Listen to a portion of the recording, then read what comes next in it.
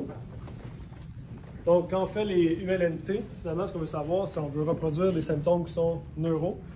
Donc, si on suspecte qu'il y a peut-être un trouble de mobilisation neurale ou une irritation d'une branche nerveuse, on va faire ces tests-là pour provoquer les symptômes puis voir l'amplitude de mouvement. Donc, surtout si la personne me dit « Ouais, j'ai des engourdissements, des picotements, ça chauffe dans mon bras », ben on s'intéresse un peu plus à ça. Puis, tu sais, si on sait que c'est plus au niveau médian, au niveau du troisième doigt, 3 premiers doigts, on pense au nerf médian. Si on pense que c'est un peu plus vers le 5e doigt, un peu plus en médial, on pense au nerf ulnaire. Si c'est plus en latéral, vers le deltoïde, vers le côté du bras épicondylien, on se dit « Ah, peut-être un peu plus nerf radial ». Fait que déjà, quand on va faire nos tests, on se dit « Il y a peut-être une branche nerveuse qui m'intéresse plus ». On veut confirmer un petit peu celle du trajet de douleur de la personne quand même. Fait que d'emblée, moi, ce que je fais toujours en commençant, c'est je vérifie la position de la tête de la personne, je vais lui montrer. On va déplacer la tête d'un côté, comme ça ici. Puis quand je vais demander de la rapprocher, on va la rapprocher de cette façon-là. Parce que tout le monde, sinon, va faire comme ça.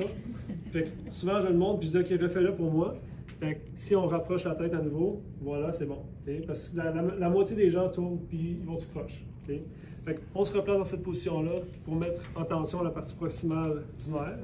Puis on va commencer avec ULNT1 pour aller chercher le nerf médian. On peut penser à décomposer chaque composante finalement. Fait que d'aller vraiment chercher notre extension poignet, d'aller chercher notre ABD, ensuite d'aller chercher notre dépréciation, d'aller chercher notre rotation externe, notre extension. On peut décomposer où on sait où on s'en va finalement. À un certain point en clinique, c'est vraiment comme ça qu'on fonctionne parce qu'on sort du temps. On sait où est-ce qu'on va mettre en tension la composante. On n'a pas besoin d'être décomposé dès le début. On va aller chercher cet abaissement-là de l'épaule. Il n'y aura pas vraiment de tension neurale généralement avant cette amplitude-là. C'est bien correct de juste se positionner d'emblée. On abaisse un petit peu l'épaule. Puis là, on va commencer à aller chercher notre rotation externe au bout de l'épaule. Puis là, on demande à la personne de monitorer les symptômes. Qu'est-ce qu'elle sent, puis c'est où qu'elle le sent. Fait que déjà, comme ça ici, ça va comment? Ça va. Fait que là, je commence à aller chercher mon extension tranquillement. Je commence. Ouais. Oui. Fait que si on ramène la tête vers moi, ça change-tu quelque chose? Oui. Parfait. C'est ça, c'est le but, c'est de voir est-ce que c'est plus myofacial ou on est vraiment plus dans une composante neurale, parce qu'on relâche la composante proximale finalement. Ça vient confirmer un peu plus notre hypothèse neurale si c'est le cas. Ensuite, si on ramène la tête un petit peu plus loin, des fois, il y a quand même la composante myofaciale. Si on a un doute, on peut arriver quand même proche de la composante puis dire « OK, bien, force un petit peu contre moi pour voir. » Et un petit hold relax de quelques secondes. Et on relâche. Puis, tout d'un coup, on est capable d'aller plus loin. On n'avait peut-être pas la composante neurale, finalement. On avait peut-être la composante myofaciale. Fait qu'on se donne une meilleure façon d'évaluer le nerf qui nous intéresse. Fait que là, on va retrouver un petit peu plus d'amplitude. Puis, effectivement, ça recommence à tirer. Puis là, qu'est-ce que ça donne comme symptôme? Oui, je le savoir aussi. Exact. Est-ce que c'est des symptômes connus? Est-ce que c'est les mêmes symptômes de consultation? Ça, c'est ce qu'on veut savoir. Parce que, tu sais, si on dit « ça tire », est-ce que ça ressemble à ce que tu connais? Non, pas pantoute, ça m'intéresse moins.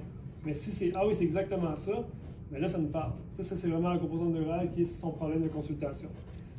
Puis, tu sais, au-delà de recréer ces symptômes de consultation, on a aussi le degré. À peu près 10 à 20 degrés, c'est dans les normes à peu près. Il y a des gens qui vont avoir 0 degré d'extension. Il y a des gens qui ont 30, 40, 50, 90. Un autre aspect qu'on veut confirmer, c'est au-delà de l'angle et ses symptômes, c'est de l'autre côté. C'est le côté sain. Est-ce qu'on a le même angle? Est-ce qu'on est vraiment plus d'amplitude? C'est son vrai sein à elle. Fait qu'on compare toujours au côté sain. Fait que ça, c'est le nerf médian.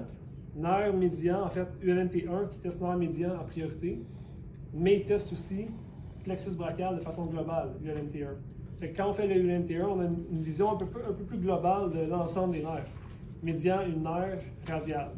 Un peu plus de composantes médian, c'est vrai, mais quand même les trois.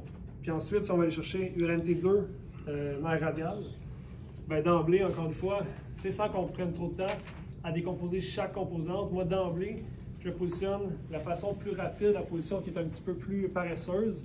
Je vais leur montrer cette option-là en premier. On laisse la personne dans cette position-là. On va chercher l'extension avec l'extension du coude, flexion poignet, rotation interne de l'épaule. Là, on sait qu'on est proche de notre composante nerf radial. Ensuite, ce qu'on veut aller chercher, c'est un petit peu plus de mouvement au niveau de l'ABD de l'épaule. Je tire sur son épaule de façon paresseuse pour aller chercher sa dépréciation de l'épaule. Ça, c'est la version paresseuse, mais qui se fait quand même tant qu'on est capable de la garder. Parce que si on l'oublie, on relâche l'épaule, on perd la tension. Et ça se fait pour être un petit peu plus rapide dans le temps. Ça tire un petit peu. Puis si on ramène la tête, ça change quelque chose. Oui. Et on remet. On cherche à peu près un 50-60 degrés d'ABD. Je dirais que peut-être en moyenne, moi j'ai peut-être plus 40-50, on dirait en clinique, là, mais 60 degrés. Mais encore une fois, côté sain, côté atteint. Puis est-ce qu'on recrée des symptômes qu'on connaît? C'est-tu mes symptômes de consultation? Oui, non. Non, ça ne m'intéresse pas tant finalement. C'est autre chose. Ah non, c'est exactement ça. Ah, ça m'intéresse, on va vouloir le traiter. Mais là, la version un petit peu plus officielle, si tu te déplaces dans le lit, tu peux mettre ton épaule sortie du lit. Si on veut être vraiment plus stable et ne pas perdre sa composante d'abaissement de l'épaule, on va chercher notre rotation interne. On se positionne d'emblée au maximum de la rotation interne. On vient faire une dépréciation de la ceinture scapulaire de cette façon-là avec les hanches. Puis là, on est sûr de ne pas le perdre, on est encore plus stable. On peut relâcher ou mettre un peu plus de pression sur le poignet, dépendamment de la personne. Okay? Comment ça va ça ici? Ça va bien. Et là, je vais chercher un petit peu mon ABD. Dis-moi quand ça tire. Oui, Ça tire un petit peu? Oui. Je m'arrête avant 60 degrés en masse, c'est pas la même chose. Tu ramènes la tête, ça relâche un petit peu. Plus rien. Okay. Tu ramènes la tête en étirement. Ce qu'on peut faire aussi, c'est que moi, je peux dire à distance, je peux toujours relâcher une composante distale et dire est-ce que ça fait du bien. Si elle a des symptômes au niveau du cou et de l'épaule, je relâche le distal puis ça diminue sa douleur au cou et à l'épaule. Ça confirme c'est neural aussi. Si ces symptômes sont distaux, à l'inverse, je peux dire je relâche l'épaule puis ça fait du bien au niveau distal, ça fit avec la composante neurale, toujours. Je peux revenir au centre. Puis le dernier, ULNT3 pour le nerf ulnaire. Encore une fois, on peut les décomposer. Aller chercher notre extension de poignet, notre pronation, rotation externe de l'épaule, puis aller chercher tranquillement notre ABD. En clinique, on va faire un petit peu plus rapide. On se positionne tout de suite vers, finalement, le mouvement. On n'a pas besoin de décomposer, on peut le faire de façon un petit peu combinée. Puis tranquillement, on s'en va vers notre ABD pour aller chercher notre sensation de fin de mouvement, notre étirement. Là, ça commence déjà. Où est-ce que tu le sens? Dans mon petit doigt. OK. Super. T'sais, si on n'est pas sur le trajet du nerf ulnaire, ça nous intéresse moins. Si ça dit j'ai mal au deltoïde, ça ne fait pas. T'sais, si on est au niveau médial, petit doigt, c'est super important. Ce qu'on voit souvent, c'est ça ici qu'on va aller chercher. Puis là, on perd complètement notre composant de nerf ulnaire, qui est 5e, 4e doigt. Fait que le plus important dans cette stabilisation-là, 4e, 5e doigt, abaissement de l'épaule. Fait qu'on tient ça d'emblée. Puis là, on peut aller chercher notre mouvement en ABD. Puis si on veut voir, on peut relâcher l'abaissement de la ceinture scapulaire pour voir si on a un effet, ou la tête, ou on peut relâcher un petit peu le poignet. That's it. J'aime bien la prise, par exemple, dans ton ULNT1, celui-là, qu'on voit vraiment au niveau des doigts que tu gardais ton extension des doigts. Parce que des fois, ça peut être des faux négatifs si les doigts ils sont en flexion. Le test n'est pas trop concluant. Ouais. Puis aussi, on voulait vous dire, il y a plusieurs façons des fois de le faire, les ULNT. Puis dans les livres, là, David Butler, tout ça. Puis juste si vous l'évaluez de la même façon, en fait, puis c'est une bonne façon. Par exemple, le nerf radial, des fois, je le vois avec la main fermée. Des fois, j'ai déjà vu même le pouce dans la main. Ouais. De l'évaluer de la même façon. Peut-être qu'on ne mettrait pas de flexion latérale au niveau du cou aussi. Puis on peut l'évaluer de la même façon. Là. Tant que nous, tant qu'on réévalue le même patient de la même façon, sinon exact. on n'a pas une bonne idée. Cool. Si tu as un patient irritable, pourquoi tu le mettrais en contrôlant? Nous, on l'a fait en position.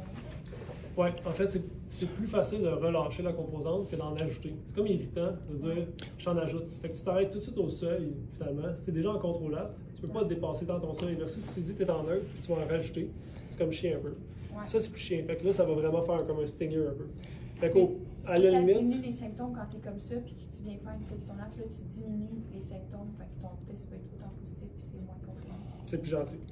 Mais des fois. C'est 100% valable. Ouais. Exact. Puis, mais des fois, en flexion latérale du même côté, ça pourrait augmenter tes symptômes. Ouais. Au niveau peut-être moins du nerf périphérique, mais plus des racines nerveuses, puis des ostéophytes, ou tu comprends. Fait que peut-être qu'il y a des cas qu'on pourrait faire une flexion latérale contra, puis tu ramènes en neutre, puis là, ça fait du bien, sans ramener complètement dans le bord, tu sais. C'est vrai que quand on a sténose, il faut faire attention à ça, parce que c'est vrai qu'on peut le provoquer, mais c'est vrai qu'on peut aussi étirer. Dans les deux cas, c'est un composant discal. Même la flexion contra, ça peut être une mauvaise idée parce qu'on peut déranger un disque puis Exact. finalement nuire à ce qu'on cherche un petit peu comme recherche. Là. Mais en neutre, c'est bien correct. Dans tous les cas, que tu sois en neutre ou en contra, tu vas quand même arrêter au seuil. C'est juste que ton seuil apparaît avant. Ouais. Tu n'es pas nécessairement plus fort dans la douleur. Ouais. Je vais rajouter un petit truc là-dessus aussi, c'est tout ce que vous testez, puis on l'a vu un petit peu ensemble à travers plein de choses, les mobilisations, puis les mouvements physiologiques, c'est quand vous êtes en fin de mouvement, ça va toujours beaucoup plus crier.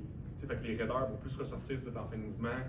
Les limitations au niveau de la gaine aussi vont plus ressortir si vous êtes déjà dans une tension qui est maximale. Très rapidement, vous allez avoir quelque chose. Si vous êtes au neutre, il y a plein de facteurs. Hein? Il y a les interfaces au niveau musculaire, les interfaces au niveau osseux. Il y a plein de choses qui peuvent interférer avec votre mobilité. Fait que si on est déjà dans une tension maximale, vos différences vont être beaucoup plus criantes que si vous êtes au neutre quand vous le faites. Fait que ça peut être aussi une raison de commencer d'emblée en tension, flexion latérale opposée. Après ça, d'aller mettre vos tensions. Puis ça va sortir souvent beaucoup plus. Il y a moins de subtilité là-dedans, puis ça crie plus fort. Là. On va toujours donner plus de chances de l'observer quand même. Ouais, définitivement. Tu provoques plus facilement, mais tu sais, justement, si tu trouves rien en neutre, là, vraiment, vas-y en contrôlate. Ouais. Mais c'est quand même des commencer en neutre, c'est gentil. Parfait, ça. Peut-être juste un commentaire pratique, clinique aussi. Quand on fait une flexion latérale comme ça, les patients sont poches. Fait que, tu sais, assurez-vous de leur dire ce que vous voulez qu'ils fassent avant. Ouais. Exact. Après ça, quand vous êtes rendu dans cette position-là, puis, OK, ben fais une flexion latérale ou amène ton oreille, ils vont pas grave. Tout le temps, la moitié Toujours des montrez-leur avec vos mains si c'est ça que vous choisissez. Puis sinon, ben, avec une dépression de la scapula, c'est vous qui contrôlez un peu plus. Donc, Exact. petit truc clinique. Merci. On pratique ça. Bravo.